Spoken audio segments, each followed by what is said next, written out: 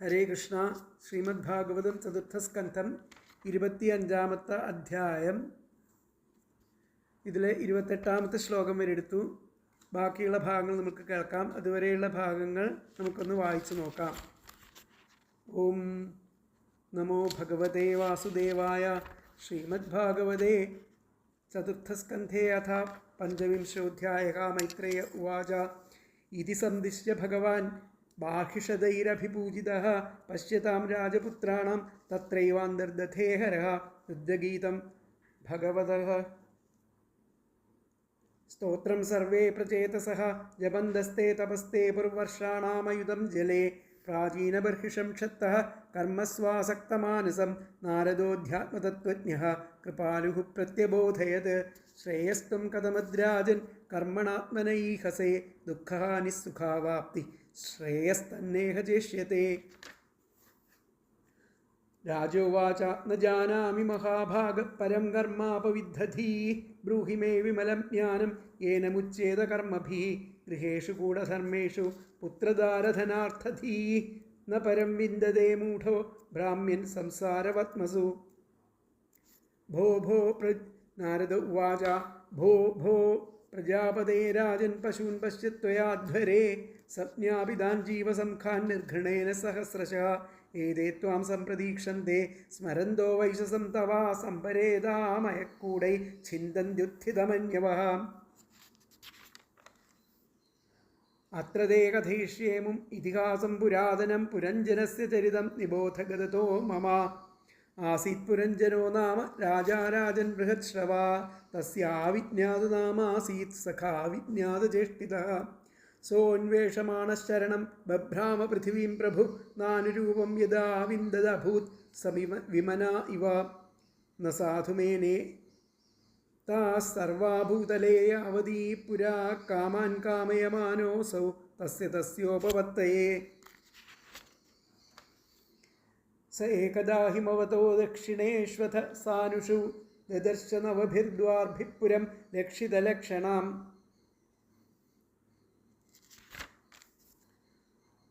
പ്രാകാരോപവനാട്ടാലപ്പരിഖൈരക്ഷതോരണൈഃ സ്വർണ്ണരൗപ്യായസൈഃ ശൃംഗൈഃ സങ്കുലാം സർവതോ ഗൃഹൈഃ. നീലസ്ഫടികവൈഡൂര്യമുക്താമരകതാരുണൈഃ ക്ലിപ്തഹർമ്മ്യസ്ഥലീം ദീപ്താം ശ്രിയാ ഭോഗവതീമിവ. സഭാചത്വരരിഥ്യാഭിരാക്രീഡായതനാപണൈഃ ചൈത്യധ്വജപതാകാഭിർയുക്താം ചൈത്യധ്വജപതാകാഭിര്യുക്താം വിദ്രുമവേദിഭിः. പുര്യാസ്തു ബാഹ്യോപവനെ ദിവ്യദ്രുമലതാകുലേ. നദദ്വിഹംഗാളികുല കോലാഹലജലാശയേ. ഹിമനിർഝരവിപൃഷ്മൽകുസുമാകരവായുനാ ചലൽപ്രവാളവിടപനളിനീതല സമ്പദി. നാനാരണ്യമൃഗവ്രാതൈരനാബാധേ മുനിവ്രതൈഃ ആഹൂതം മന്യതേ പാന്ഥോ. യത്ര കോകിലകൂജിതൈഃ യദൃച്ഛയാഗതാം തത്ര ദദർശ പ്രമദോത്തമാം. ഭൃത്യേർദശഭിരായാന്തിർ ഏകൈകശതനായകൈഃ. പഞ്ചശീർഷാഹിനാ ഗുപ്താം പ്രദീഹാരേണ സർവതഃ അന്വേഷമാണാം ഋഷഭമപ്രൗഢാം കാമരൂപിണീം. സുനാസാം സുദതീം ബാലാം സുകപോലാം വരാനനാം സമവിന്യസ്തകർണാഭ്യാം ബിഭ്രതീം കുണ്ഡലശ്രിയം. പിശങ്കനീവീം സുശ്രോണീം ശ്യാമാം കനകമേഖലാം പദ്ഭ്യാം കുണദ്ഭ്യാം ചലതീം നൂപുരൈർ ദേവതാമിവ. സ്തനൗ വ്യഞ്ജിതകൈശോരൗ സമവൃത്തൗ നിരന്തരൗ വസ്ത്രാന്തേന നിഗൂഹന്തീം വ്രീഡയാ ഗജഗാമിനീം. താമാഹല ലളിതം വീരഃ സവ്രീഡസ്മിതശോഭനാം സ്നിഗ്ധേനാപാംഗപുംഖേന സ്പൃഷ്ടഃ പ്രേമോദ്ഭ്രമദ്ഭ്രുവാ. കാ ത്വം കഞ്ചബലാസാക്ഷി കസ്യാസീഹ കുതഃ സദി. ഇമാം ഉപപുരീം ഭീരു കിം ജിഗീർഷസി ശംസമേ. ക ഏതേനുപഥായേത ഏകാദശ മഹാഭടാഃ. ഏതാവാ ലലനാം സുഭ്രൂ കോയം തേഹി പുരസ്സരഃ. ത്വം ഹ്രീർഭവാന്യസ്യഥവാഗ്രമാപതിം വിചിന്വതി കിം മുനിവദ്രഹോ വനേ തുദംഘ്രികാമാപ്തസമസ്തകാമം ക്വ പത്മകോശ പതിത കരാഭ്യാം. അടുത്തത് 29ാമത്തെ ശ്ലോകമാണ് എടുക്കാനുള്ളത്. നാസാം വരോർ വന്യതമം ഭുവിസ്പൃക് പുരീമിമാം വീരവരേണ സാകം അർഹസ്യലം കർത്തുമദഭ്രകർമ്മണ ലോകം പരം ശ്രീരിവയജ്ഞപുംസ. നാസാം വരോർവന്യതമാ ഭുവിസ്പൃക് പുരീമിമാം വീരവരേണ സാകം അർഹസ്യലം കർത്തുമദഭ്രകർമ്മണ ലോകം പരശ്രീരിവ യജ്ഞപുംസ. അല്ലയോ സുന്ദരി അതാണ് വരോരു എന്ന് പറഞ്ഞാൽ ശ്രേഷ്ഠയായിട്ടുള്ള സുന്ദരി. അവിടുന്ന് ഭൂസ്പർശമുള്ളവളാണ്, അതാണ് ഭുവിസ്പൃക്. ആകയാൽ ആസാം ഇവരിൽ, ഈ ആദ്യം പറഞ്ഞ ദേവിമാരിൽ, അതായത് സരസ്വതി, പാർവതി, ലക്ഷ്മി തുടങ്ങിയിട്ടുള്ള, പിന്നെയും പറഞ്ഞു ലജ്ജാദേവി എന്നൊക്കെ, അപ്പോൾ അവരിൽ നിന്നും ഒക്കെ വ്യത്യസ്തമായിട്ടുള്ളവളാണ്. ഇവരിൽ ആരെങ്കിലും ഒരുത്തിയല്ല നീ, അതാണ് ആസാം അന്യതമാ നഹ, ഇവരിൽ ഒരുത്തിയല്ല നീ. അത് അഭ്രകർമ്മണ അത്യന്തം പരാക്രമമുള്ള കർമ്മത്താൽ ആ ലക്ഷ്മീദേവി ആ മഹാവിഷ്ണുവിനോടൊത്ത് ആ വൈകുണ്ഠത്തെ എന്നോണം, സ്വന്തം ആ പരാക്രമത്താൽ ലക്ഷ്മീദേവി ആ മഹാവിഷ്ണുവിനോടുകൂടി ആ വൈകുണ്ഠത്തെ എന്നോണം ഈ പുരിയെ, ഇപ്പോൾ കണ്ട ആ പുരിയെ അലങ്കരിപ്പാൻ വേണ്ടിയിട്ട് നീ വന്നിരിക്കുകയാണ്. ആ ജീവനാകുന്ന ആ പുരിയെ അലങ്കരിക്കാൻ വേണ്ടിയിട്ട് നീ വന്നിരിക്കുകയാണ് എന്നുള്ളതാണ് ഇവിടെ ഉദ്ദേശിക്കുന്നത്. അപ്പോൾ ഹേ വരൂരു, അല്ലയോ സുന്ദരി, ഭുവിസ്പൃക് ഭൂസ്പർശമുള്ളവളാകയാൽ, ആസാം ഇവരിൽ അന്യതമ ആരെങ്കിലും ഒരുത്തി ന അല്ല,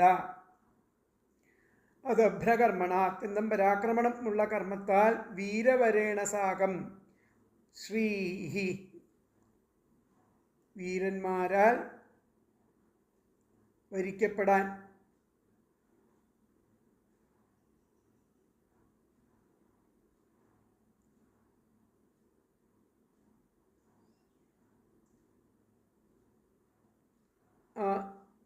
വരിക്കപ്പെട്ടവളായ ശ്രീ ആ ലക്ഷ്മി ദേവിയാണ്.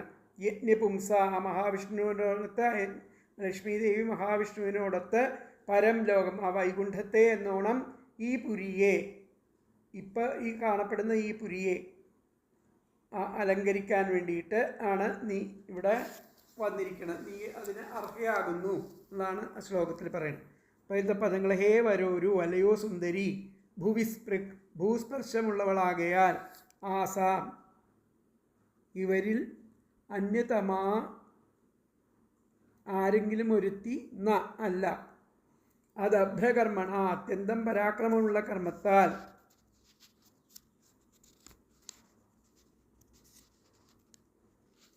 പരാക്രമമുള്ള കർമ്മത്താൽ വരേണ സാകം വീരന്മാരാൽ പോലും ലഭിക്കാത്ത, വീരന്മാർക്ക് പോലും ലഭിക്കാത്ത ശ്രീ ആ ലക്ഷ്മി ദേവി യജ്ഞപുംസ മഹാവിഷ്ണുവിനോടൊത്ത് പരം ലോകം ആ വൈകുണ്ഠത്തെ ഇവ എന്നോണം ഇമാം പുരിം ഈ പുരിയെ അലങ്കരിപ്പാൻ അർഹസി അർഹിക്കുന്നു. അപ്പോൾ ഇതിലത്തെ അന്വയം വന്നിട്ട് ഹേ വരോരു ഭുവിസ്പൃക് ആസാം അന്യതമാ ന അതഭ്യകർമ്മണ വീരവരേണ സാകം ലക്ഷ്മീദേവി വീരവരേണ സാകം ശ്രീഹി യജ്ഞപുംസ പരം ലോകം ഇവ ഇമാം അലങ്കർത്തും അർഹസി. എന്നുകൂടി പറയാം.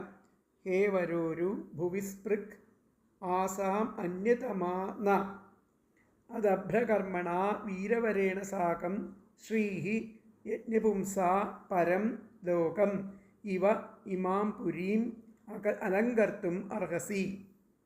അല്ലയോ സുന്ദരി, ഭൂസ്പർശമുള്ളവളും ഇവരിൽ ആരെങ്കിലും ഒരുത്തിയും അല്ല നീ. എന്നാൽ അത്യന്തം പരാക്രമമുള്ള കർമ്മത്താൽ ലക്ഷ്മീദേവി ആ മഹാവിഷ്ണുവിനോടൊത്ത് ആ പരലോകം ആ വൈകുണ്ഠത്തെ എന്ന പോലെ നീ ഈ സുന്ദരിയായിരിക്കുന്ന ഇവൾ ഈ പുരിയെ അലങ്കരിപ്പാൻ വേണ്ടിയിട്ട് ഇവിടെ അർഹതയുള്ളവളാണ്, അർഹിക്കുന്നു എന്നാണ് പറഞ്ഞത്. അപ്പോൾ ഭവതി ഭൂസ്പർശം ചെയ്തിരിക്കയാൽ ദേവിമാരിൽ ആരുമല്ലെന്ന് ഞാൻ മനസ്സിലാക്കുന്നു. ആ സ്ഥിതിക്ക് വീരന്മാരിൽ അഗ്രഗണ്യനായിരിക്കുന്ന നമ്മോടൊപ്പം ഈ രാജധാനിയിൽ വസിച്ച് മഹാലക്ഷ്മി മഹാവിഷ്ണുവിനോട് കൂടെ വൈകുണ്ഠത്തെ എന്ന പോലെ ഇവിടം ധന്യമാക്കുവാൻ അർഹിക്കുന്നു. പ്രേമാഭ്യർത്ഥന നടത്തുകയാണ് ഈ പുരഞ്ജനൻ. ആ സ്ഥിതിക്ക് വീരന്മാരിൽ അഗ്രഗണ്യനായിരിക്കുന്ന നമ്മോടൊപ്പം വീരവരേണസാകം നമ്മോടൊപ്പം ഈ രാജധാനിയിൽ വസിച്ച് ലക്ഷ്മി ദേവി മഹാവിഷ്ണുവിനോടുകൂടെ വൈകുണ്ഠത്തിൽ എന്ന പോലെ ഇവിടം ധന്യമാക്കുവാൻ അർഹിക്കുന്നു എന്നാണ് പറയുന്നത്. അപ്പോൾ സുന്ദരി, ഭൂമിയെ സ്പർശിക്കുന്ന നീ ഇവരിൽ വെച്ച് ആരുമല്ല തന്നെ. സാക്ഷാൽ ലക്ഷ്മി നാരായണനോടുകൂടി വൈകുണ്ഠ ലോകത്തെ എന്ന പോലെ വീരനും ഭവതിയുടെ സംഘത്തിൽ പല കർമ്മങ്ങളും ചെയ്യാൻ കഴിയുന്നവനുമായ എന്നോട് കൂടിയിട്ട് ഈ പുരിയെ അലങ്കരിക്കുമോ? അപ്പോൾ ഹേ സുന്ദരി, നീ മേൽപ്പറഞ്ഞ ഭവാനിയാദി ദേവിമാരിൽ ആരും അല്ല, ഒരുവളല്ലെന്ന് ഞാൻ ധരിക്കുന്നു. എങ്ങനെ എന്നാൽ നീ ഭൂമിയെ സ്പർശിക്കുന്നു, ദേവിമാർ ഭൂസ്പർശം ചെയ്യുന്നവരല്ലല്ലോ. ഇത്രമാത്രമുള്ള വ്യത്യാസത്താൽ നീ മനുഷ്യ സ്ത്രീയാണെന്ന് ഞാൻ അറിയുന്നതിനാൽ മഹാകർമ്മങ്ങളെ നടത്തുവാൻ സമർത്ഥനായിരിക്കുന്ന ആ വീരാഗ്രണ്യനായ എന്നോടുകൂടി യോജിച്ച് ഈ പുരിയെ ശ്രീദേവി ശ്രീഹരിയോട് ചേർന്ന് വൈകുണ്ഠ ലോകത്തെ എന്ന പോലെ അലങ്കരിപ്പാൻ യോഗ്യയാകുന്നു. ഇതിലത്തെ ആ വ്യാഖ്യാനം നമുക്ക് നോക്കാം. വ്യാഖ്യാനത്തിൽ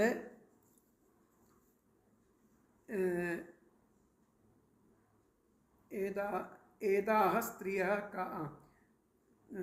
എന്താ അതല്ല, വ്യാഖ്യാനത്തിൽ പറയണ ഹേ വരോരു, അല്ലയോ സുന്ദരി, ആസാം മധ്യേ, ഇവരുടെ മധ്യത്തിൽ ത്വം അന്യതമം, നീ വേറെ ആരോ ആണ്.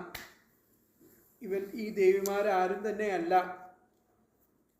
യഥസ്ത്വം, അതുകൊണ്ട് എന്തുകൊണ്ടാണെന്ന് വെച്ച് കഴിഞ്ഞാൽ എന്തുകൊണ്ടാണെന്ന് വെച്ച് കഴിഞ്ഞാൽ ഭൂവിസ്പൃക്, നീ ഭൂസ്പർശം ചെയ്തവളാണ്.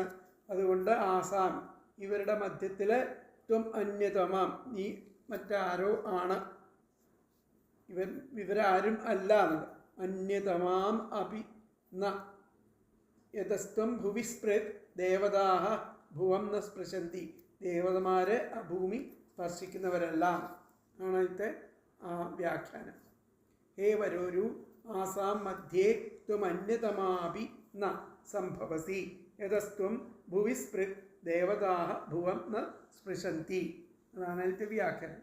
അപ്പോൾ അടുത്ത ശ്ലോകം നമുക്ക് നോക്കാം. 30ാമത്തെ ശ്ലോകം.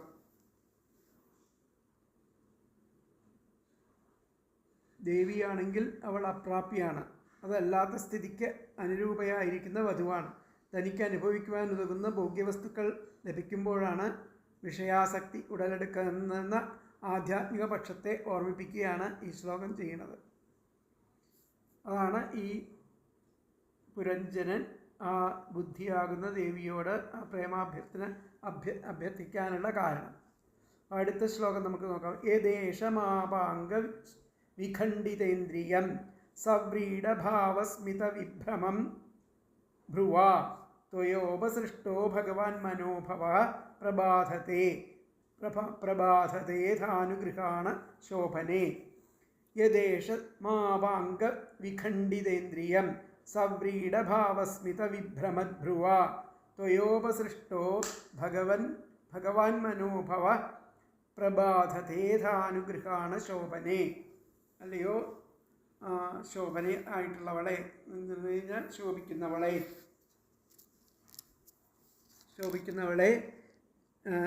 ലജ്ജാഭാവത്തെ പ്രദർശിപ്പിക്കുന്ന പുഞ്ചിരിയോടൊത്ത ആ പുരികങ്ങളുടെ ചലനം കൊണ്ട് ആ ഭവതിയാൽ പ്രേരിതനായിരിക്കുന്ന ഈ ഭഗവാനായിരിക്കുന്ന കാമദേവൻ, ആ ഭവതിയുടെ കടക്കണ്ണേറ്റ് നുറുങ്ങിയ മനസ്സോടു കൂടിയിരിക്കുന്ന തന്നെ പിടികൂടുന്നു ആ കാമദേവൻ. എന്നിട്ട് അതിനാൽ ഇനി അനുഗ്രഹിക്കൂ, എൻ്റെ ഈ പ്രേമാഭ്യർത്ഥനയെ മാനിക്കൂ എന്നാണ് ഇവിടെ പറയുന്നത്. അപ്പോൾ അതിലത്തെ പദങ്ങൾ നോക്കാം. ഹേ ശോഭനെ, അല്ലയോ ശോഭിക്കുന്നവളെ. സവ്രീഡഭാവസ്മിത വിഭ്രമദ്ഭ്രുവ, ലജ്ജാഭാവത്തെ പ്രദർശിപ്പിക്കുന്ന പുഞ്ചിരിയോടൊത്ത പുരികങ്ങളുടെ ചലനം കൊണ്ട് ആണ് പറയുന്നത്. സവ്രീഡഭാവസ്മിത വിഭ്രമദ്ഭ്രുവ, ലജ്ജാഭാവത്തെ പ്രദർശിപ്പിക്കുന്ന പുഞ്ചിരിയോടൊത്ത ആ പുരികങ്ങളുടെ ചലനം കൊണ്ട് ത്വയാ ഭവതിയാൽ ഉപസൃഷ്ട പ്രേരിതനായിരിക്കുന്ന ഏഷ ഈ ഭഗവാനായിരിക്കുന്ന മനോഭവ കാമദേവൻ അപാംഗവിഖണ്ഡിതേന്ദ്രിയം ഭവതിയുടെ ആ കടക്കണ്ണേറ്റ് നുറുങ്ങിയ മനസ്സോടു കൂടിയിരിക്കുന്ന മാ എന്നെ പ്രബാധത്തെ പിടികൂടുന്നു. യത് യത് അഥ അതിനാൽ ഇനി അനുഗ്രഹാണ അനുഗ്രഹിക്കൂ. ഒന്നുകൂടി പറയാം. ഹേ ശോഭനെ, അല്ലയോ ശോഭിക്കുന്നവളെ. സവ്രീഡഭാവസ്മിത വിഭ്രമദ്ഭ്രുവ, ലജ്ജാഭാവത്തെ പ്രദർശിപ്പിക്കുന്ന പുഞ്ചിരിയോടൊത്ത പുരികങ്ങളുടെ ചലനം കൊണ്ട് ത്വയാ ഭവതിയാൽ ഉപസൃഷ്ട പ്രേരിതനായിരിക്കുന്ന ഏഷ ഈ ഭഗവാനായിരിക്കുന്ന മനോഭവ കാമദേവൻ വിഖണ്ഡിതേന്ദ്രിയം ഭഗവതിയുടെ കടക്കണ്ണേറ്റ് നുറുങ്ങിയ മനസ്സോട് കൂടിയ മാ എന്നെ പ്രബാധത്തെ പിടികൂടുന്നു. യത് അഥ അതിനാൽ ഇനി അനുഗ്രഹാണ അനുഗ്രഹിക്കൂ.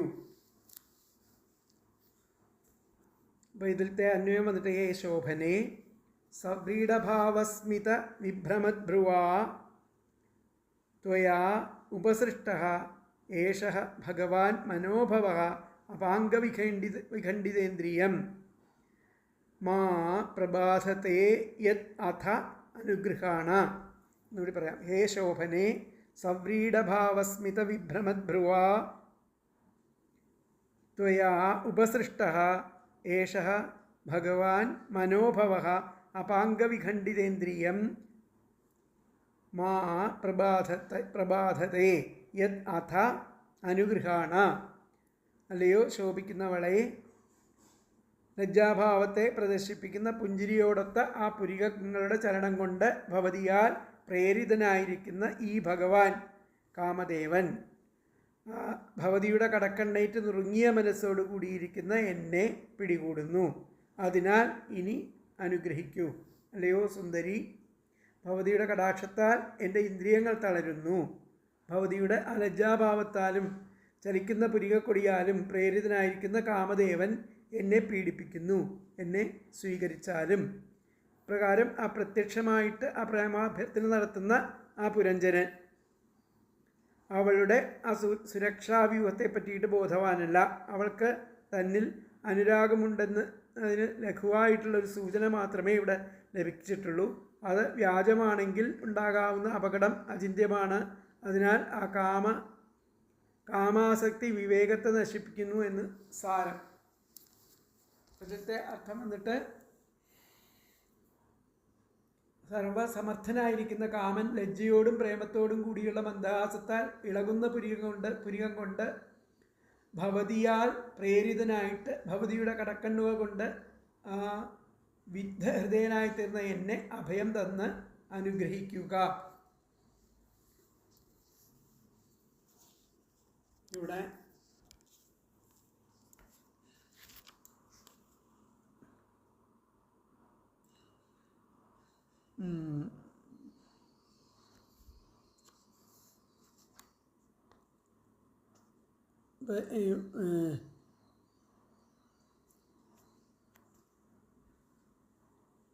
ദേവതയോ എന്ന് മുമ്പേ സൂചിപ്പിച്ചതിനെ സ്പഷ്ടമാക്കുകയാണ്. എൻ്റെ പാദപത്മങ്ങളെ ആഗ്രഹിച്ചതുകൊണ്ട് തന്നെ സർവകാമങ്ങളും സാധിച്ചിരിക്കുന്ന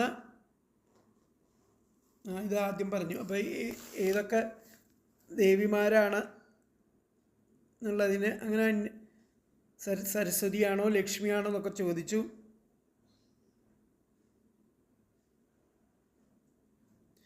അങ്ങനെ ശ്രീദേവി തന്നെയെങ്കിൽ ആ കയ്യിൽ സ്വതയുള്ള പത്മം വീണുപോയതാണോ എന്നൊക്കെ ചോദിച്ചു.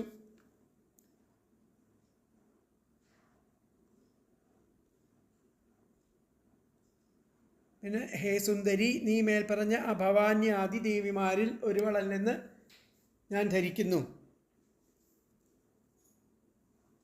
അത് പറഞ്ഞു.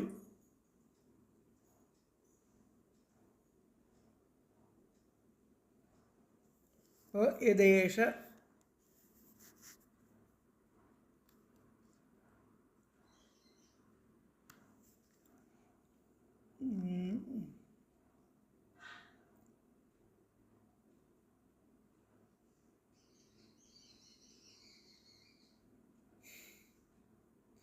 തൻ്റെ ആ കടക്കണ്ണുകൾ കൊണ്ടുള്ള കടാക്ഷത്താൽ എൻ്റെ ഇന്ദ്രിയങ്ങൾ തളർന്നു പോകുന്നു.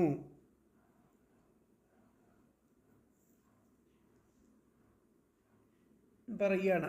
എന്താണ് ഒന്നുകൂടി പറയാം. ഹേ സുന്ദരി, നീ മേൽപ്പറഞ്ഞ ഭവാന്യാദി ദേവിമാരിൽ ഒരുവളല്ലെന്ന് ഞാൻ ധരിക്കുന്നു. എങ്ങനെയെന്നാൽ നീ ഭൂമിയെ സ്പർശിക്കുന്നു. ദേവിമാർ ഭൂസ്പർശം ചെയ്യുന്നവരല്ലല്ലോ. ഇത്രമാത്രമുള്ള വ്യത്യാസത്താൽ നീ മനുഷ്യ സ്ത്രീയാണെന്ന് ഞാൻ അറിയുന്നതിനാൽ മഹാകർമ്മങ്ങളെ നടത്തുവാൻ സമർത്ഥനായിരിക്കുന്ന വീരാഗ്രണ്യനായിരിക്കുന്ന എന്നോടുകൂടി യോജിച്ച ഈ പുരിയെ ശ്രീദേവി ഹരിയോട് ചേർന്ന് വൈകുണ്ഠത്തെ എന്ന പോലെ അലങ്കരിപ്പാൻ യോഗ്യയാകുന്നു. അങ്ങനെ നിന്റെ കടക്കണ്ണുകൾ കൊണ്ടുള്ള കടാക്ഷത്താൽ എൻ്റെ ഇന്ദ്രിയങ്ങൾ തളർന്നു പോകുന്നു. ലജ്ജാഭാവത്തോടും മന്ദഹാസത്തോടും കൂടി ചലിപ്പിക്കുന്ന ആ പുരികങ്ങളോടുകൂടിയ നിന്നാൽ പ്രേരിതനും ഭഗവാനാൽ നൽകപ്പെട്ട അനുഗ്രഹത്തോടു കൂടിയവനുമായിരിക്കുന്ന ഈ കാമദേവൻ എന്നെ ദുഃഖിപ്പിക്കുന്നു. അതുകൊണ്ട് ഹേ ശോഭനെ, നീ എന്നിൽ പ്രസാദിച്ച് അനുഗ്രഹിക്കണേ. ഇന്നത്തെ ആ വ്യാഖ്യാനം വന്നിട്ട്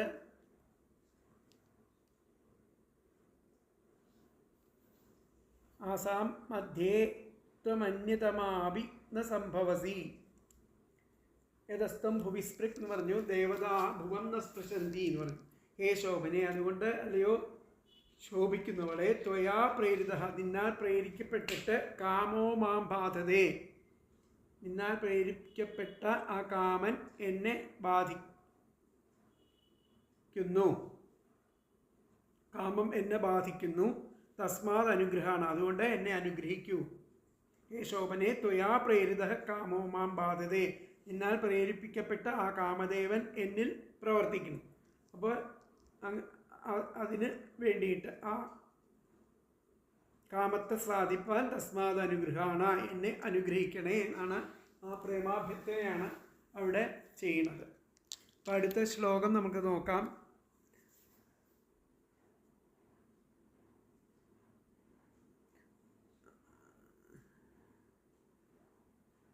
തദാനനം ശുഭ്രസുതാരലോചനം വ്യാളംബിനീലാളകവൃന്ദസംവൃതം ഉന്നീയമേ ദർശയവൽഗുവാചകം യദ്വ്രീഡയാനാഭിമുഖം ശ്രുതിസ്മിതേ.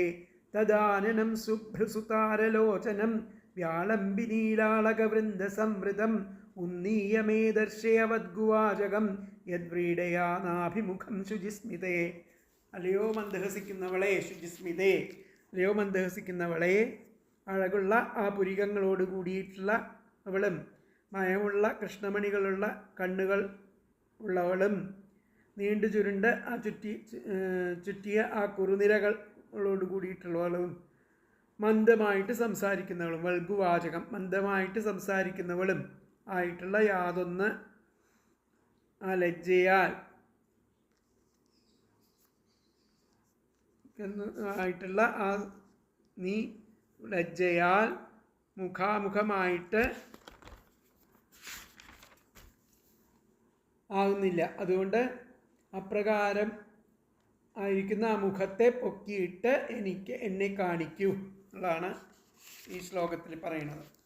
ഇന്നത്തെ പദങ്ങൾ നോക്കാം നമുക്ക്.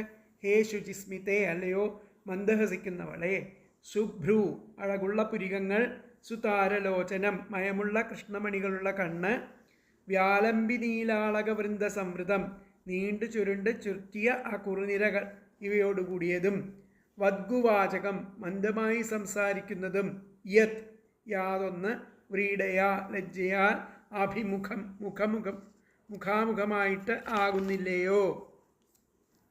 തത്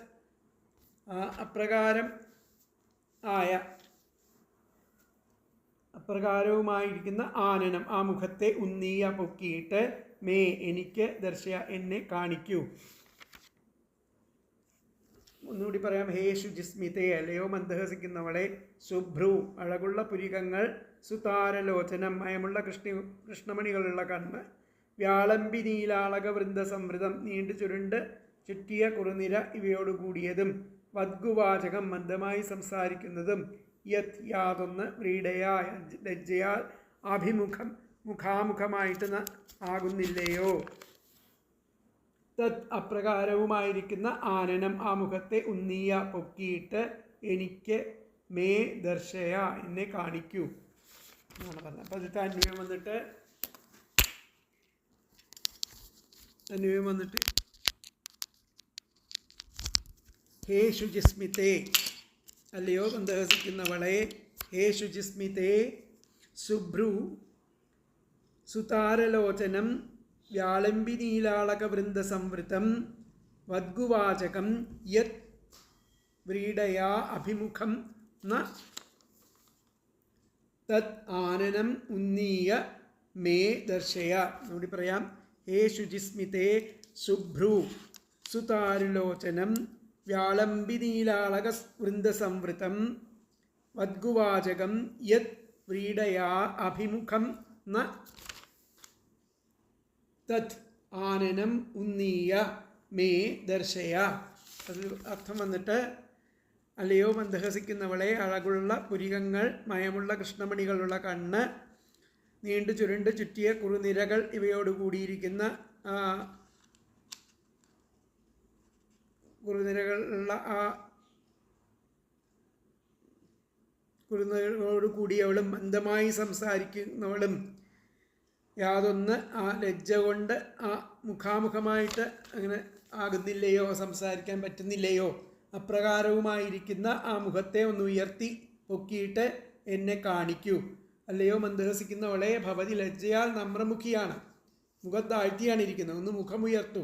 മനോഹരമായിരിക്കുന്ന കൃഷ്ണമണികളോടുകൂടിയ നേത്രങ്ങൾ, വണ്ടുകളെ ഓർമ്മിപ്പിക്കുന്ന അളക നിര, മധുരമായി സംസാരിക്കാൻ കഴിവുള്ള വദനം ഇത്യാദികളോട് കൂടിയ ആ മുഖം ഒന്ന് കാണട്ടെ. മുഖമുയർത്തുവാനും തൻ്റെ പ്രണയാഭ്യർത്ഥന സ്വീകരിച്ചതായിട്ട് പറയുവാനും ആവശ്യപ്പെടുന്നു. അവരുടെ അനുകൂലമായിരിക്കുന്ന മറുപടിയെ പ്രതീക്ഷിക്കുന്നുവെന്ന് അർത്ഥം. സ്ത്രീകൾ പരോക്ഷമായും പുരുഷന്മാർ പ്രത്യക്ഷമായും ആണ് ആ പ്രണയ പ്രകടനം നടത്തുകയെന്ന മനഃശാസ്ത്ര തത്വം ഇവിടെ കാണാം. ആനനം മുഖം.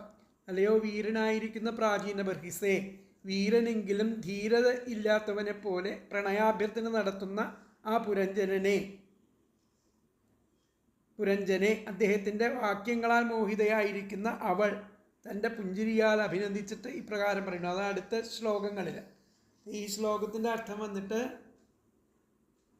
സർവസമർത്ഥനായിരിക്കുന്ന കാമദേവൻ ലജ്ജയോടും പ്രേമത്തോടും കൂടിയുള്ള അമന്ദഹാസത്താൽ ഇളകുന്ന പുരികം കൊണ്ട് ആ ഭവതിയാൽ പ്രേരിതനായിട്ട് ഭവതിയുടെ കടക്കൊണ്ടുകൊണ്ട് വിദ്ധഹൃദയനായി തീർന്ന എന്നെ അഭയം തന്ന് അനുഗ്രഹിക്കുക. ലയോ ശുചിസ്മിതേ ശുഭ്രു, യാതൊന്ന് ലജ്ജാമൂലം അഭിമുഖമായി തീരുന്നില്ലയോ. ആ ശോഭിക്കുന്ന കൃഷ്ണമണികളോട് കൂടിയ കണ്ണുകളുള്ളതും നീലവർണ്ണമായിരിക്കുന്ന അളകങ്ങളോട് കൂടി ചുറ്റപ്പെട്ടതും മനോഹരമായ വാക്കുകൾ പൊഴിക്കുന്നതുമായിരിക്കുന്ന ആ മുഖമുയർത്തി എന്നെ കാണിച്ചു തരിക. അപ്പോൾ രജോ ഗുണപ്രധാനമായിരിക്കുന്ന ആ ബുദ്ധിയുടെ സാന്നിധ്യം നിമിത്തം ആ പുരുഷൻ സ്ത്രീ ആദി സുഖഭോഗങ്ങളെ സമ്പാദിക്കണമെന്നുള്ള ആഗ്രഹത്തിന് അധീനമാകുന്നത് കൊണ്ട് സ്വരൂപമായിരിക്കുന്ന ആനന്ദത്തിൽ നിന്ന് ചലിക്കുകയും ഇന്ദ്രിയങ്ങൾക്ക് അധീനനാവുകയും ചെയ്യുന്നതിനാൽ ജീവൻ സ്ത്രീവശകനാവുന്നു. അതുകൊണ്ടാണ് ആ പ്രേമാഭ്യർത്ഥന നടത്തുന്നത്. അപ്പം അതിനാഗ്നി സന്താപത്തെ നശിപ്പിക്കുന്ന ആ മന്ദഹാസാമൃതത്തെ വഹിച്ചിരിക്കുന്ന സുന്ദരി, നിന്റെ മുഖത്തെ ഉയർത്തി എൻ്റെ നേരെ കാണിക്കുക.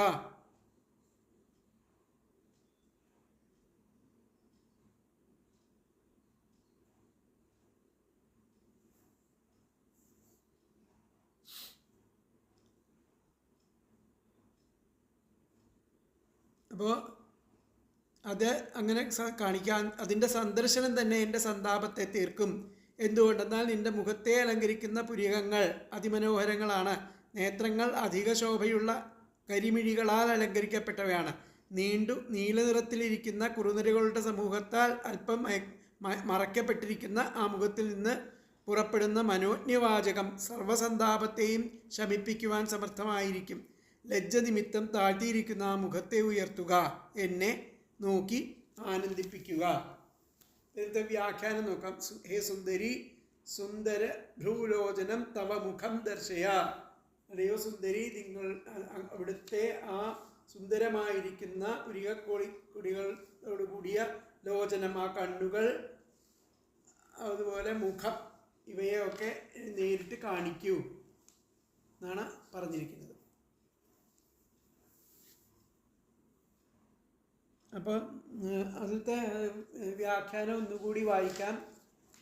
ഹേ സുന്ദരി, സുന്ദരഭ്രൂലോചനം തവ മുഖം ദർശയ, ഇത്രേ പറഞ്ഞിട്ടുള്ളൂ. ഹേ സുന്ദരി, സുന്ദരഭ്രൂലോചനം തവ മുഖം ദർശയ.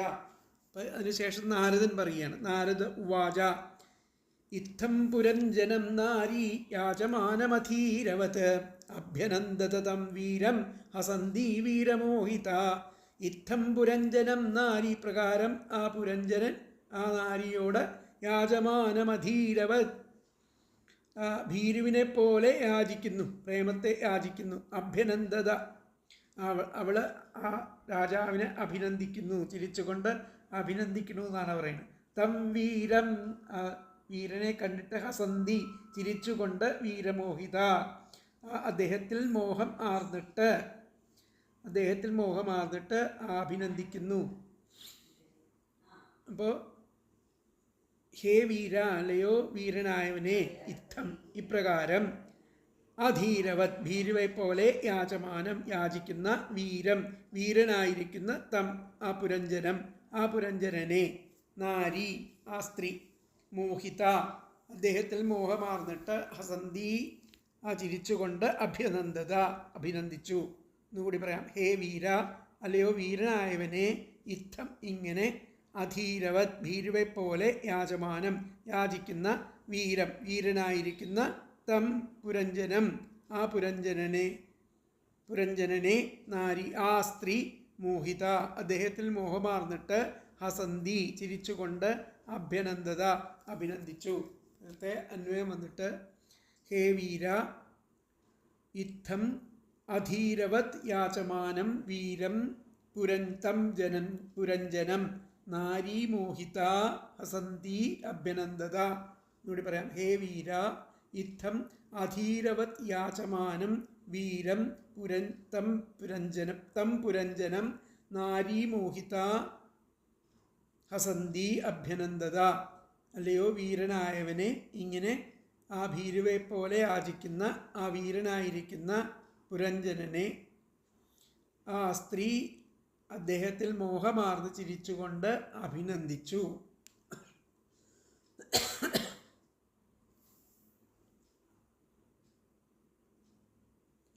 വീര, അധീരൻ എന്ന പോലെ യാചിക്കുന്ന ആ പുരഞ്ജനോട് ആ സ്ത്രീ മോഹിതയായിട്ട് ചിരിച്ചുകൊണ്ട്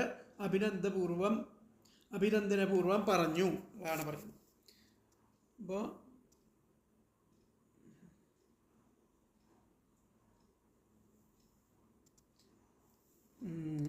ആ അധ്യാത്മപക്ഷത്തിലെ ആ പുരുഷൻ ഏകാന്തത്തിൽ സ്ത്രീ സഹിതനായിരിക്കുന്നതിനാൽ ആ വിവേകഹീനനായിട്ട് അവളിൽ ആസക്തനായിട്ട് ഭവിക്കുവാൻ സംഗതിയുള്ളതുകൊണ്ട് ആ സംസാര നിവൃത്തിയെ ആഗ്രഹിക്കുന്നവർ സ്ത്രീ സാന്നിധ്യത്തെ അകറ്റുക തന്നെ വേണം. അവശനായി മതിമറക്കുമ്പോൾ ചാബല്യം പലതും കാട്ടുകയും പറയുകയും ചെയ്യും. ഇതുതന്നെ ആത്മവിസ്മൃതിയുടെയും തന്നിമിത്തം ഉണ്ടാകുന്ന സമൂഹത്തിൻ്റെയും ലക്ഷണം എന്ന് ബോധിപ്പിക്കുകയാണ് അതുകൊണ്ട് ചെയ്യണത്. അപ്പം അങ്ങനെ ആ അധീരനെ പോലെ ഇപ്രകാരം പ്രാർത്ഥിക്കുന്ന ആ പുരഞ്ജന രാജാവിനെ കണ്ട് മോഹിച്ചിരിക്കുന്ന ആ സ്ത്രീ ഹേ വീര മന്ദസ്മിതം ചെയ്തുകൊണ്ട് അവളെ ആ വീരനായിരിക്കുന്ന പുരഞ്ജനെ അഭിനന്ദിച്ചു എന്നതാണ് പറയുന്നത്. അപ്പോൾ ഇപ്രകാരം യാചമാനം യാചിക്കുന്ന പുരഞ്ജനം, ആ പുരഞ്ജനനെ അനന്ദത് ആ സ്ത്രീ അഭിനന്ദിച്ചു എന്നുള്ളതാണ് വ്യാഖ്യാനത്തിൽ പറയുന്നത്.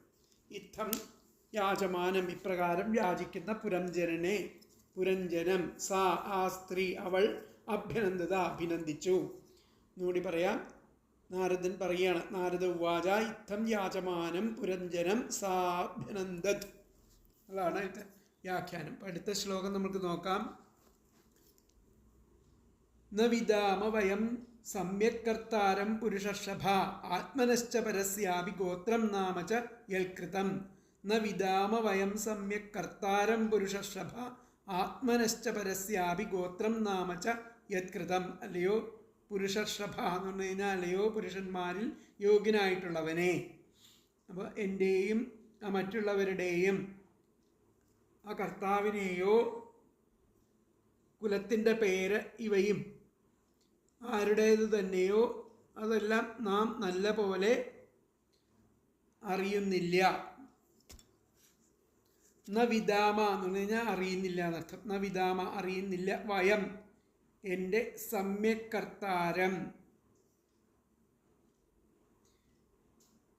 ആ കർത്താവിനെയോ എൻ്റെ സൃഷ്ടികർത്താവിനെയോ പിന്നെ ഗോത്രം എൻ്റെ കുലത്തെയോ നാമം എൻ്റെ പേരിനെയോ. ന വിദാമ വയം സമ്യക് കർത്താരം. അതുപോലെ ഗോത്രം നാമം അതുപോലെ യൽകൃതം ആരുടേതെന്നോ എന്നൊന്നും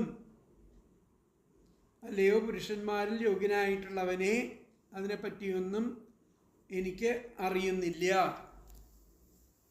ആ സ്ത്രീ പറയുകയാണ് ന വിദാമ വയം ഞാൻ അറിയുന്നില്ല, എനിക്ക് നല്ലപോലെ ഒന്നും അറിയില്ല ഞാൻ ആരാണെന്നുള്ളത്. സമ്യകർത്താരം എന്നെ സൃഷ്ടിച്ചിരിക്കുന്നത് ആര് എന്നുള്ള പുരുഷർഷഭ പുരുഷന്മാരിൽ യോഗ്യനായിട്ടുള്ളവനെ. ആത്മനശ്ച പരസ്യാപി ഗോത്രം ഞാൻ ആരെന്നോ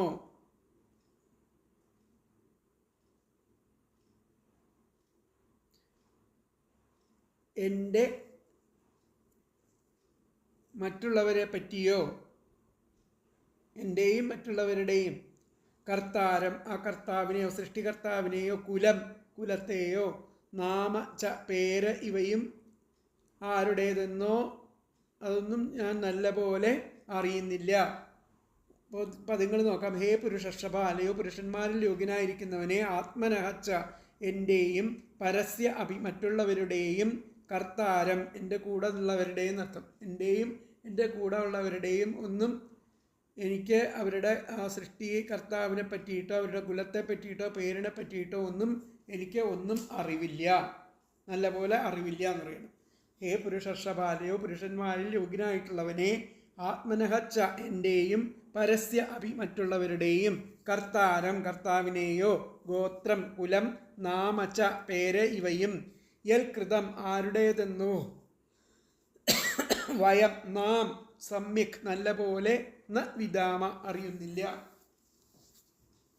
അപ്പോൾ അന്വയം വന്നിട്ട് ഹേ പുരുഷർഷഭ ആത്മനഃ ച പരസ്യ അഭികർത്താരം ഗോത്രം നാമ ച യൽകൃതം വയം സമ്യക് ന വിദാമ.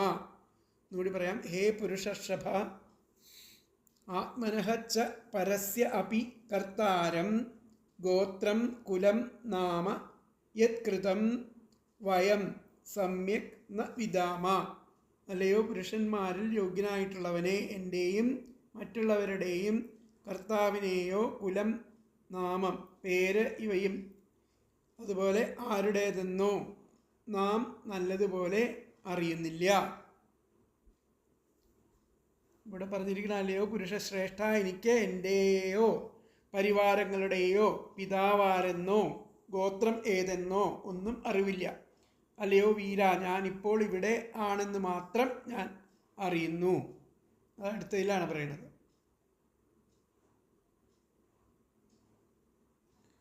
ഇവിടെ പറഞ്ഞിരിക്കുന്നത്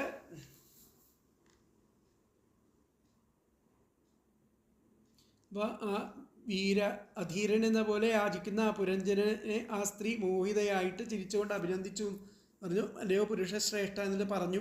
പുരുഷശ്രേഷ്ഠ, ഞങ്ങളുടെയും അങ്ങയുടെയും കർത്താവിനെ പറ്റിയും ആര് ഗോത്രം പേര് നിശ്ചയിച്ചുവെന്നും ഒന്നും വേണ്ട വിധം അറിയുന്നില്ല.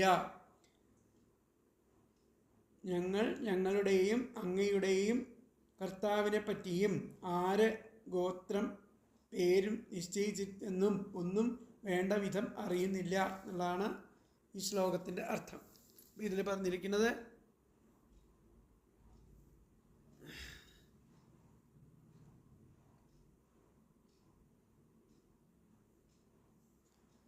അധീരനെ പോലെ ഇപ്രകാരം പ്രാർത്ഥിക്കുന്ന ആ പുരഞ്ജനെ രാജാവിനെ കണ്ട് മോഹിച്ചിരിക്കുന്ന ആ സ്ത്രീ ഹേ വീര മന്ദസ്മിതം ചെയ്തുകൊണ്ട് അഭിനന്ദിച്ചു.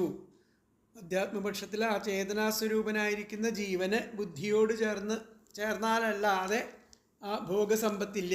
അതുപോലെ തന്നെ ആ ജഡയായിരിക്കുന്ന ബുദ്ധിക്ക് ചേതനാസ്വരൂപമായിരിക്കുന്ന ജീവനോട് ചേരാതെ ഭോഗങ്ങളെ അനുഭവപ്പെടുത്തുവാനും ശക്തിയില്ല എന്നുള്ളതാണ് അതിൻ്റെ ആ താത്വികമായിരിക്കുന്ന അർത്ഥം.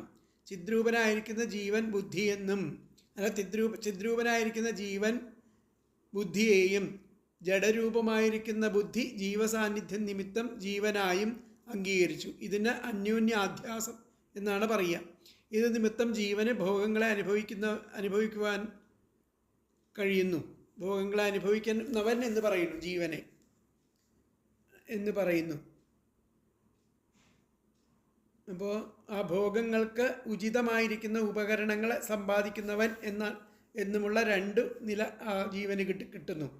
അപ്പോൾ ഇതിനെ ഭോക്തൃത്വം എന്നും കർത്തൃത്വം എന്നും ഭോക്തൃത്വം എന്നാണ് ഇതിനെ പറയുന്നത്. അപ്പോൾ പുരഞ്ജന രാജാവിനെ അംഗീകരിച്ച ആ നാരി അദ്ദേഹത്തിൻ്റെ ചോദ്യത്തിന് ഉത്തരം പറയുകയാണ്. ഹേ പുരുഷശ്രേഷ്ഠ, എൻ്റെ പിതാവ് ആരെന്നോ അദ്ദേഹം നിമിത്തമുള്ള ഗോത്രം ഏതാണെന്നോ എൻ്റെ പേര് എന്താണെന്നോ ഞങ്ങൾ നന്നായിട്ട് അറിയുന്നില്ല. അങ്ങയും ഈ സംഗതികളെ അറിയുന്നില്ല. ഇതൊക്കെ അധ്യാത്മപക്ഷത്തിൽ പറയുമ്പോൾ ആ വിദ്യയുടെ പരിണാമം, ആ ബുദ്ധിസ്വരൂപമാകയാൽ ആ സർവകാരണം ആയിരിക്കുന്ന പരമാത്മാവിൻ്റെ സാക്ഷാത്കാരം എപ്പോഴുണ്ടാകുന്നുവോ അപ്പോൾ ബുദ്ധി പരമാത്മാവിൽ ലയിച്ചു കഴിഞ്ഞു. ആ പരമാത്മജ്ഞാനം ഉദിച്ചാൽ അപ്പോൾ അവിദ്യ നശിച്ചു എന്ന സാരം. സൂര്യൻ്റെ കിരണങ്ങളുടെ വ്യാപ്തി നിമിത്തം നശിക്കുന്ന ഇരുട്ടിനും സൂര്യനും തമ്മിൽ സന്ദർശനം ഒരു കാലത്തും ഇല്ലാത്തതുപോലെ പരമാത്മാവിനും അവിദ്യയ്ക്കും ഒരു കാലത്തും അന്യോന്യം സംബന്ധമില്ല. ശരിയായിരിക്കുന്ന ജ്ഞാനം എന്നത് പരമാത്മാ സാക്ഷാത്കാരം തന്നെ. യഥാർത്ഥ ജ്ഞാനമാകട്ടെ പറയത്തക്കതല്ലല്ലോ. അതുകൊണ്ട് കിട്ടുന്ന സാരം എന്തെന്നാൽ ജീവസാന്നിധ്യത്തിലുള്ളതുപോലെ വിളങ്ങുന്ന ആ ബുദ്ധിവൃത്തി ആത്മസാക്ഷാത്കാര പര്യന്തം ഛായാരൂപേണ ശോഭിക്കുന്നു. അതുവരെ ജീവന് അവിദ്യാസംബന്ധ നിമിത്തം ശരീരബന്ധമുള്ളതുപോലെയും കാണപ്പെടുന്നു. അപരോക്ഷാനുഭവം ലഭിക്കുമ്പോൾ ആ നിദ്രയിൽ നിന്നും ഉണർന്നവൻ ഏകൻ മാത്രമല്ലാത്ത ആ സ്വപ്നപദാർത്ഥങ്ങളൊന്നും പാരമാർത്ഥ്യങ്ങളല്ലെന്ന് കാണുന്നത് പോലെ ആ പരമാത്മാവ് മാത്രമല്ലാതെ ശരീരം മുതൽ ബുദ്ധിപര്യന്തമുള്ള യാതൊന്നും വാസ്തവമല്ലെന്ന് അറിയുന്നുവെന്നും ഇവിടെ സൂചിപ്പിക്കുകയാണ്. അപ്പോൾ യേന ചേയം പുരി നിമിത്ത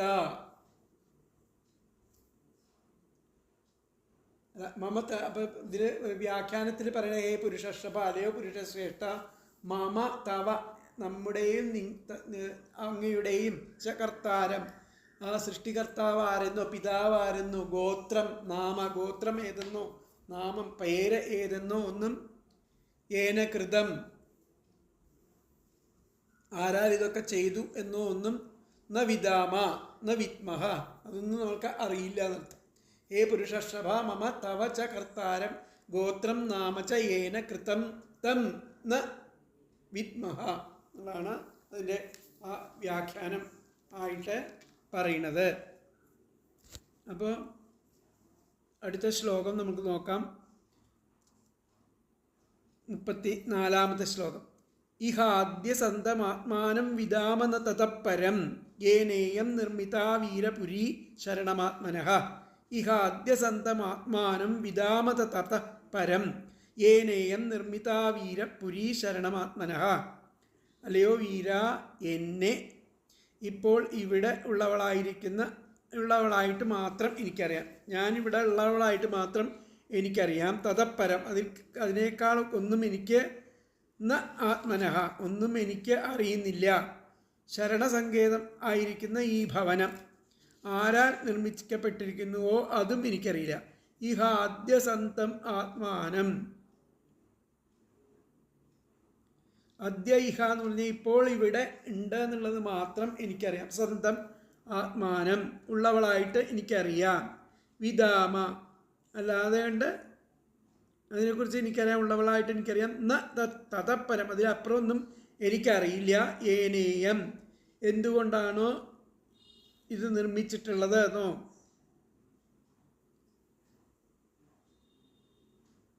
ഈ ഭവനം ആരാൽ നിർമ്മിച്ചതാണെന്നോ ഏനേയം നിർമ്മിതമാണെന്നോ ഒന്നും എനിക്കറിയില്ല. വീര പുരീ ശരണമാത്മനായി, പുരിയാണ് എനിക്ക് ശരണം എന്നുള്ളത് മാത്രമേ എനിക്ക്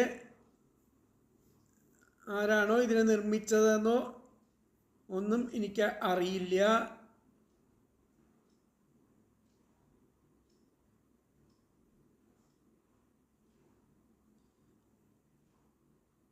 എനിക്ക് ശരണസങ്കേതം മാത്രമാണ് ഈ പുരി എന്നുള്ളതാണ് പറയുന്നത്. അതാണ് ഇഹ ആദ്യ സന്തമാത്മാനം വിദാമത തതപ്പരം ഏനേയം നിർമ്മിത വീര പുരീ ശരണമാത്മനഃ. ഹേ വീര, അല്ലയോ വീര, ആത്മാനം എന്നെ, അദ്യ ഇഹ ഇപ്പോൾ ഇവിടെ, സന്തം ഉള്ളവളായിട്ട്, വിദാമ അറിയാം, തതപ്പരം അതിനേക്കാളൊന്നും ന അറിഞ്ഞുകൂടാ, ആത്മനഃ എനിക്ക് ശരണം സങ്കേതമായിരിക്കുന്ന ഇയം പുരി ഈ ഭവനം, ഏന ആരാൽ നിർമ്മിച്ചതെന്നും എനിക്ക് അറിവില്ല. എന്നുകൂടി പറയാം. ഹേ വീര, അല്ലയോ വീര, ആത്മാനം എന്നെ, അദ്യ ഇഹ ഇപ്പോൾ ഇവിടെ, സന്തം ഉള്ളവളായിട്ട്, വിദാമ അറിയാം, തതപ്പരം അതിനേക്കാൾ ഒന്നും ന അറിഞ്ഞുകൂടാ, ആത്മനഃ എനിക്ക് ശരണം സങ്കേതമായിരിക്കുന്ന ഇയം പുരി ഈ ഭവനം, ഏന ആരാൽ നിർമ്മിക്കപ്പെട്ടു എന്നും അറിവില്ല. അതിൽ തന്വയം വന്നിട്ട് ഹേ വീര, ആത്മാനം അദ്യ ഇഹ സന്തം വിദാമ, തതപ്പരം ന ആത്മനഃ ശരണം ഇയം പുരി യേന നിർമ്മിത ന. അതാരാന്നും അറിയില്ല, ഇതാരാ നിർമ്മിച്ചതെന്നും അറിയില്ല. ഹേ വീര, ആത്മാനം അദ്യ ഇഹ സന്തം വിദാമ, തതപ്പരം ന അറിവില്ല, ആത്മനഃ ശരണം ഇയം പുരി യേന നിർമ്മിത, ഇതൊന്നും എനിക്ക് അറിയില്ല എന്നർത്ഥം. അല്ലയോ വീര, എന്നെ ഇപ്പോൾ ഇവിടെ ഉള്ളവളായിട്ട് മാത്രം എനിക്കറിയാം, അതിനേക്കാളൊന്നും എനിക്ക് അറിഞ്ഞുകൂടാ, എനിക്ക് ശരണമായിരിക്കുന്ന ഈ ഭവനം ആരാണ് നിർമ്മിച്ചത് എന്നും എനിക്ക് അറിവില്ല. അപ്പോൾ എൻ്റെ ആ വാസസ്ഥലം, അല്ലയോ പുരുഷശ്രേഷ്ഠ, എനിക്ക് എൻ്റെയോ പരിവാരങ്ങളുടെയോ പിതാവാരെന്നോ ഗോത്രം എന്തെന്നോ ഒന്നും അറിവില്ല. അല്ലയോ വീര, ഞാനിപ്പോൾ ഇവിടെയാണെന്ന് മാത്രം ഞാൻ അറിയുന്നു, അതിലധികം ഒന്നും അറിയില്ല. എൻ്റെ വാസസ്ഥലമായിരിക്കുന്ന ഈ രാജധാനി ആരാണ് നിർമ്മിച്ചതെന്നും എനിക്ക് അറിയില്ല.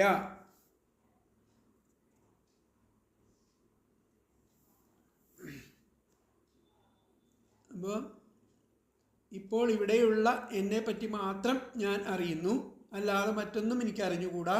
എൻ്റെ താമസ സ്ഥലമായിരിക്കുന്ന ഈ പുരം ആര് നിർമ്മിച്ചു എന്നും എനിക്ക് അറിഞ്ഞുകൂടാ എന്ന് പറയും.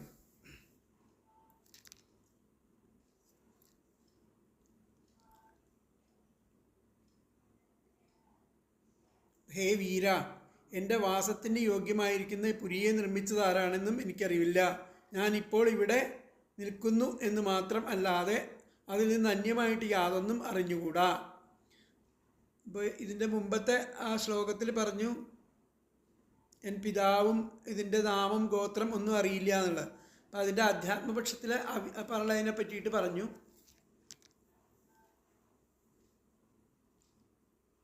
അതിനുശേഷം ഈ പുരിയെ നിർമ്മിച്ചത് ആരാണെന്ന് അറിയില്ല, ഞാനിപ്പോൾ ഇവിടെ നിൽക്കുന്നു എന്ന് മാത്രം അറിയണു, അതിൽ നിന്ന് മന്യമായിട്ട് യാതൊന്നും അറിയുന്നില്ല, ഈ ശരീരത്തെ നിർമ്മിച്ചത് ആരാണെന്നും ഞാൻ അറിയുന്നില്ല എന്നൊക്കെ പറഞ്ഞു. അപ്പോൾ ആത്മപക്ഷത്തിൽ പറയുകയാണെന്നുണ്ടെങ്കിൽ ബുദ്ധിവൃത്തി ഈ ശരീരത്തെ ഞാനെന്ന് അഭിമാനിക്കുന്നതിനാൽ, ആ ബുദ്ധിവൃത്തി ഈ ശരീരത്തെ ഞാനെന്ന് അഭിമാനിക്കുന്നതിനാൽ അതിലിരുന്ന് വിഷയങ്ങളെ നിരന്തരം അനുഭവിക്കുക മാത്രമല്ലാതെ അന്യമായിട്ടുള്ള അറിവ് അതിനില്ല എന്നാണ് ഇതിൽ നിന്ന് സിദ്ധിക്കേണ്ടത്.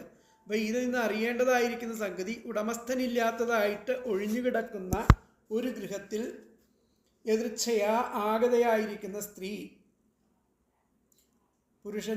പുരുഷന്മാർ ഒരുമിച്ചിരുന്ന് സുഖിക്കുന്ന മാതിരിയിലാണ് നമ്മളുടെ ആ ദേഹാത്മബന്ധം ജ്ഞാനദശയിൽ കലാശിക്കുന്നത് എന്നുള്ളതാണ് ഇവിടെ കാണപ്പെടുന്നത്. അപ്പോൾ ആത്മസാക്ഷാത്കാര നിമിത്തം അനാദിയായിരിക്കുന്ന ആ സംസാരവാസന മൂലത്തോടുകൂടെ നശിപ്പിച്ചപ്പോൾ ശരീരത്തെയോ അതിനെ അഭിമാനിച്ച ആ ബുദ്ധിയെയോ ജീവഭാവത്തെയോ ഒരിടത്തും കാണുന്നില്ല. അപ്പം ജ്ഞാനാനന്ദ സ്വരൂപം മാത്രമാണ് സർവത്ര പരിപൂർണമായിട്ട് വ്യാപിച്ചിരിക്കുന്നത് എന്നുള്ളതാണ് ഇതിൽ നിന്നും തെളിയണത്. അപ്പോൾ നമുക്ക് ഈ ശ്ലോകത്തിൻ്റെ വ്യാഖ്യാനം ഒന്നും കൂടി നോക്കാം.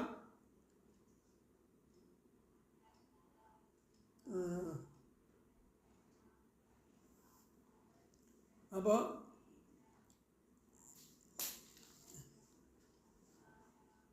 ഏന ചേയം പുരി നിർമ്മിത തം ജാപി വയം ന വിദ്മ.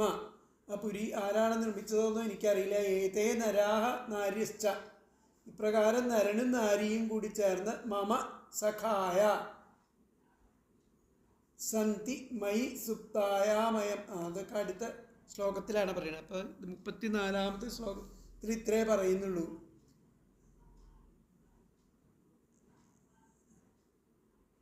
55ാമത്തെ ശ്ലോകം. 54ാമത്തെ ശ്ലോകത്തിൽ ഏന കൃതം ന വിദ്മഹ. ഒന്നും ആരാണോ നിർമ്മിച്ചതോ ഒന്നും എനിക്കറിയില്ല. ഏന ചേയം പുരി നിർമ്മിത. ആരാണോ ഈ പുരി നിർമ്മിച്ചതെന്നൊന്നും അറിയില്ല എന്നുള്ളത് മാത്രം അതുവരെ ഇതിൽ പറയുന്നുള്ളൂ. അപ്പോൾ ബാക്കിയുള്ള ഭാഗങ്ങൾ നമുക്ക് അടുത്ത ക്ലാസ്സിൽ നോക്കാം. ഹരേ കൃഷ്ണ.